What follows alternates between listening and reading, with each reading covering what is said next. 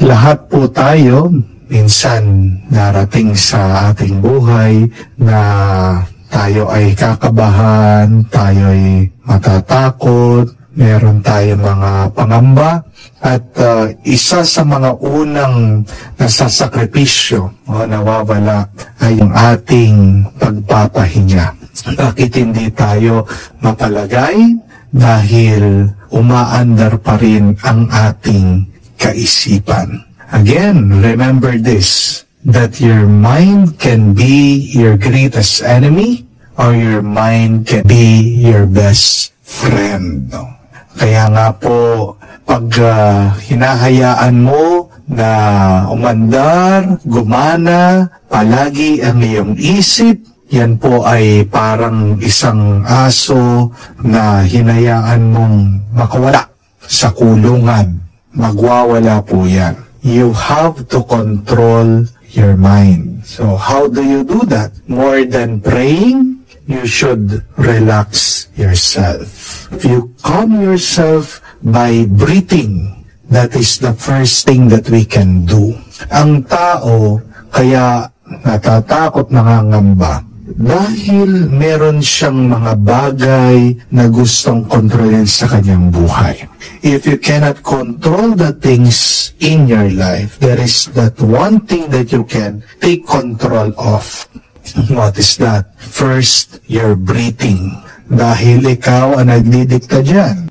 Yung inyong paghinga, inhale, exhale, lalabas mo. So, exercise that power. Meron kayo pong choice. Meron kayong magagawa sa gitna ng inyong karanasan na wala kayong magawa.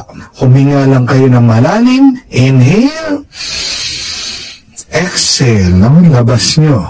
At maganda na isipin at paniwalaan na habang kayo ay humihinga, na pinapasok niyo sa inyong isip, sa inyong puso, sa inyong buhay, ang Banal na Espiritu. Dahil ano po ba ang Banal na Espiritu? One of the images of the Holy Spirit, it is wind. No, it is the air that we breathe.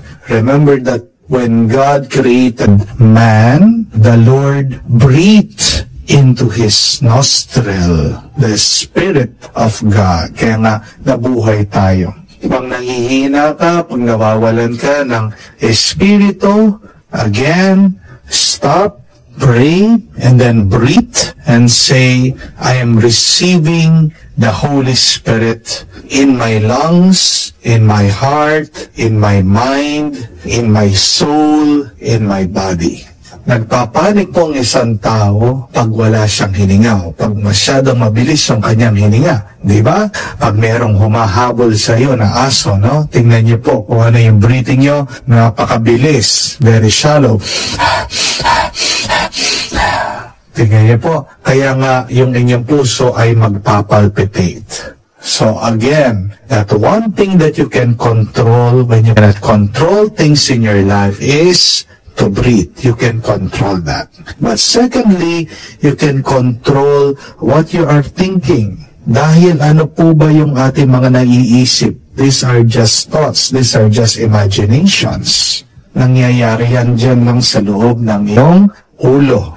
At ang mga naiisip natin, tandaan niyo po ito, parang palabas yan. Kung ayaw mo ang palabas, anong kailangan mong gawin? Edi, palitan mo. Ganun na po kadali.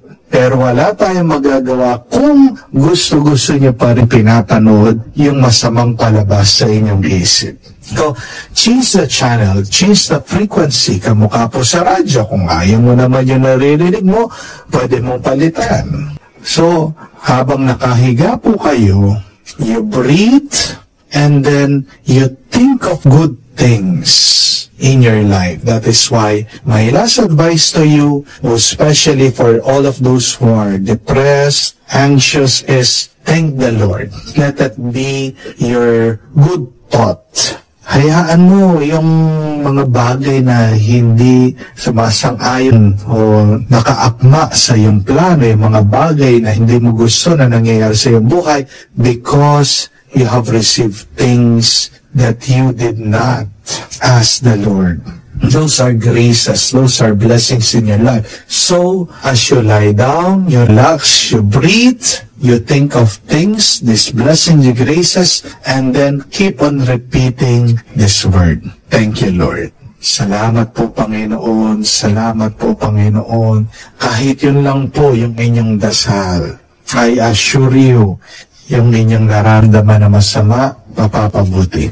You will receive peace, you will receive calmness, you will receive happiness and bliss once again. Okay? So, God bless po. We are praying for all of those who are undergoing great problems, anxiety, and depression in their life.